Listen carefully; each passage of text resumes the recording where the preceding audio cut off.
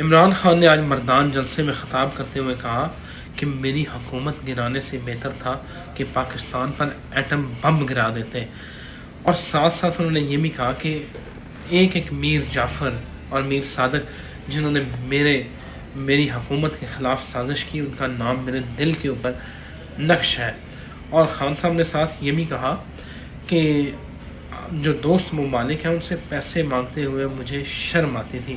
ख़ान साहब इतनी बड़ी बड़ी बातें क्यों कर रहे हैं?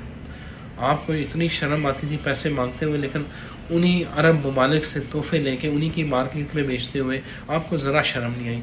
खुदा का खौफ करें और इतनी बड़ी बड़ी बातें ना करें। और मेरा ख़्याल है कि इमरान खान साहब को ना पैमरा को और हुकूमत को इसके ऊपर पाबंदी लगानी चाहिए।